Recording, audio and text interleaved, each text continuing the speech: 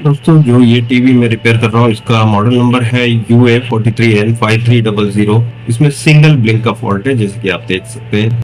इसमें ना ही बैकलाइट जलती है ना ही पिक्चर आती है। बिल्कुल सिंगल ब्लिंक करके ये बंद हो जाता है। सिंगल ब्लिंक इसका नॉर्मल प्रोसेस है, लेकिन बैकलाइट जल जानी चाहिए थी। जब हम पावर सप्लाई से मदरबोर्ड का जो कनेक्शन है वो निकाल देते हैं तो यहाँ पर बैकलाइट जल जाती है, जैसे कि आप देख सकते हैं। अभी हम ये कनेक्टर निकाल देंगे। निकालने के बाद बैकलाइट चालू हो गई है, इसका मतलब बैकलाइट की कोई प्रॉब्लम नहीं है, इसमें मदरबोर्ड से रिलेटेड ही प्रॉब्लम है। इस टाइप की प्रॉब्लम आए तो हमें सबसे पहले वोल्टेजेस सारे चेक कर लेने चाहिए। सभी वोल्टेजेस चेक कर लेने के बाद हम एक नतीजे पे आ सकते हैं कि इसमें सॉफ्टवेयर का फॉल्ट है या कोई हार्डवेयर, मतलब प्रोसेसर की ड्राई सोल्डरिंग या प्रोसेसर की खराबी है। वो देखने के लिए सबसे पहले हमें ईएमएमसी आईसी की डेटा को रीड करके बाद में उनके डेटा के साथ राइट करके देख लेना चाहिए। और एक चीज बता देता हूँ दोस्तों, इसमें हमें प्रोसेसर के ऊपर की हीट सिंक निकालने में हमारा दम निकल गया, बिकॉज बहुत बुरी तरह चिपकाया हुआ था। आप देख सकते हैं प्रोसेसर में हमने किस तरह से उसकी जो हीट सिंक निकाली होगी। हर तरह के नुस्खे जो मेरे ऑलरेडी हैं, जो कि थिनर स्प्रे किया, फिर बाद में हीटिंग की, फिर भी कोई कामयाबी नहीं मिली, तो बहुत मुश्किल से इसकी हीट सिंक निकाली थी हमने। अब हम चेक कर लेते हैं इसकी जो ईएमएमसी डेटा को राइट करके, क्या इससे कोई इलाज हमारा जो है वो पॉसिबल हो पाता है या नहीं, देखेंगे। प्रोसेसर के और ईएमएमसी के हमने सभी वोल्टेजेस चेक किए, सभी अप टू द मार्क थे, मतलब सब कंप्लीट थे। अभी हम ईएमएमसी आईसी निकाल के इसमें डेटा राइट करके देख लेते हैं, क्या ये सिंगल ब्लिंक की जो फॉल्ट है, इससे आगे कुछ नहीं हो रहा था, वो क्या ठीक हो पाता है।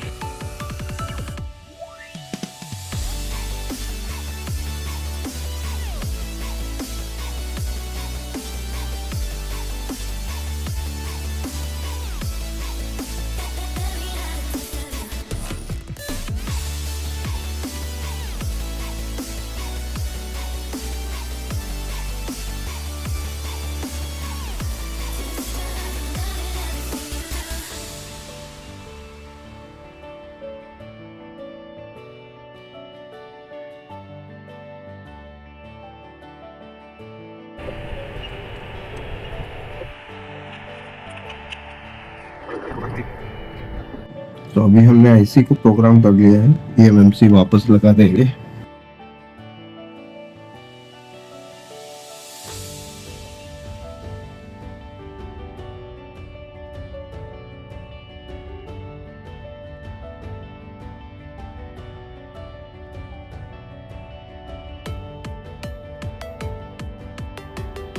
तो सॉफ्टवेयर करने के बाद भी प्रॉब्लम एसिटीज रही, लेकिन हमने चेक किया कि 12 वोल्ट जो टिकॉन में जा रहे हैं, यहाँ पर 12 वोल्ट प्रेजेंट है और टिकॉन तक भी पहुँच रहे हैं, लेकिन बैकलाइट के वोल्टेज आउट नहीं हो रहे हैं। तो ये कारण हो सकता है कि इसकी जो प्रोसेसर है, इसे अभी हमें निकाल कर रीवॉल्विंग करना पड़ेगा। ये है ग्लास प्रोसेस, जिससे कि हमें पता चल जाएगा इसमें प्रोसेसर ख़राब है या उसकी दिक्कत है ड्राई सोल्डर की। अब हम प्रोसेसर निकालने की प्रोसेस स्टार्ट करते हैं।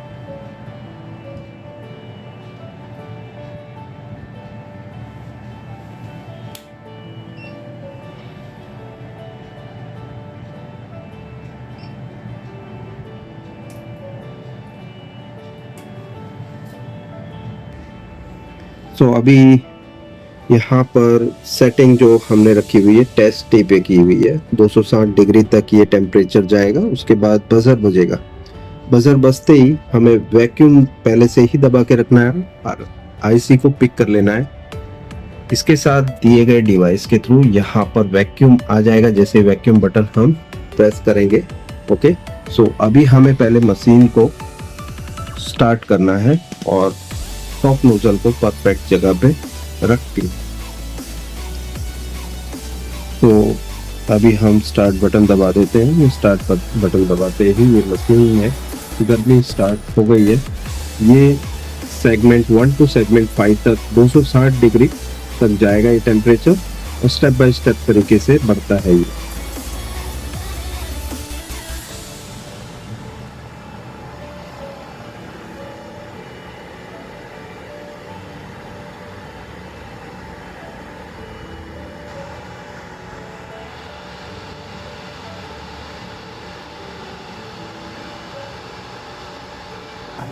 अभी हम वैक्यूम की तैयारी कर लेते हैं क्योंकि अब बजर बजने ही वाला है किसी भी वक्त।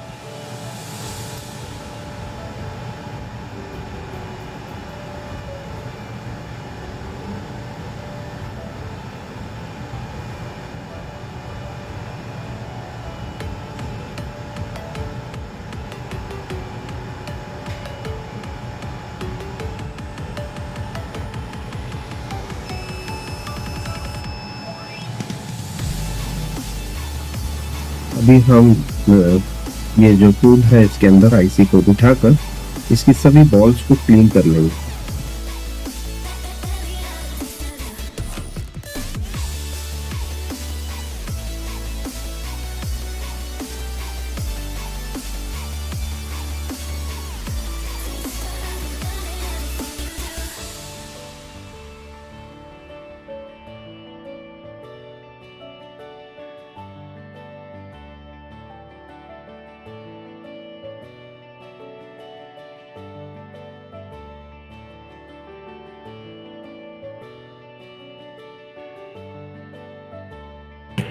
बोर्ड की ट्रैक को भी एकदम साफ कर दिया है ताकि अभी प्रोसेसर की रिबॉलिंग करके हम सीधा इस पे हीट करके प्रोसेसर को फिट कर देंगे बोर्ड पर। स्टेंसिल हमने 0.4 mm की ली है, उसमें हमने होल टू होल मैच कर लिया है। अभी हम पेस्ट लगा के हीट करेंगे तो इसमें बॉल्स बन जाएंगे। अभी हमने स्टेंसिल में आईसी को बराबर से फिट कर दिया है। अभी हम इस पे पेस्ट लगाएंगे और क्लीन करके मतलब टिश्यू पेपर से क्लीन करके हीट करेंगे। तो ये पेस्ट जब मेल्ट होगी उसके बाद सूखने के बाद ये बॉल्स बन जाएंगे, सॉलिड बॉल्स।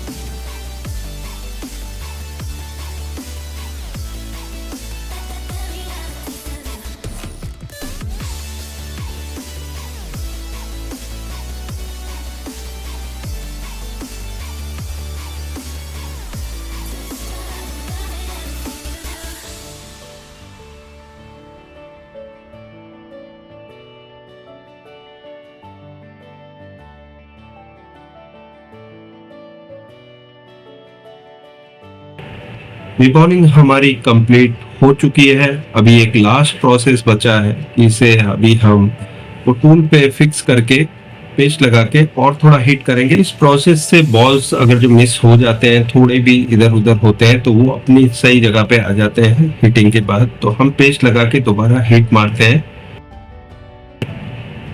अब हम प्रोसेसर को बोर्ड पे फिक्स करेंगे इस तरह से कि इसकी जो फर्स्ट पिन है ये कर्व के निशान पर आ जाए। अब बाकी का काम तो बीजीए मशीन कर ही देगी, बिकॉज हम स्टार्ट बटन दबाते ही बाकी जो भी काम है वो हमारी बीजीए मशीन करेगी। सिर्फ इतना होता है कि प्रोसेसर को हम टॉप नोजल और बॉटम नोजल पे करेक्टली फिट कर दें।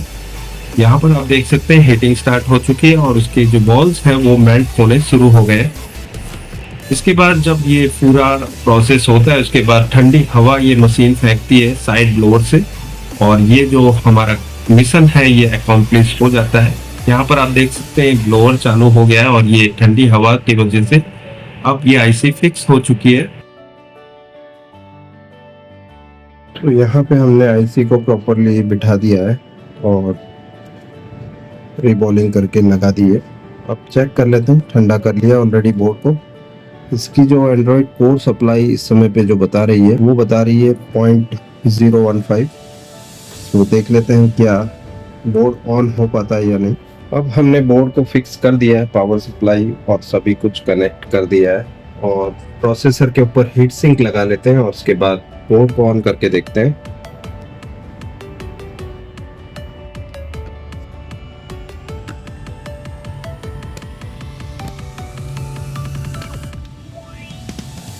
तो बोर्ड को पावर देख लेते हैं। हमने अभी इसमें EMMC की प्रोग्रामिंग भी की और प्रोसेसर की रिकॉर्डिंग आप देख सकते हैं बैटरी चल चुकी है, और इसमें जो प्रॉब्लम थी वो हमने सक्सेसफुली रिपेयर कर दी है। आप देख सकते हैं पिक्चर कंप्लीट है इसमें। अब हम आपको पूरा फिट करके दिखा देते हैं। हॉस्पिटल में नमस्कार जी।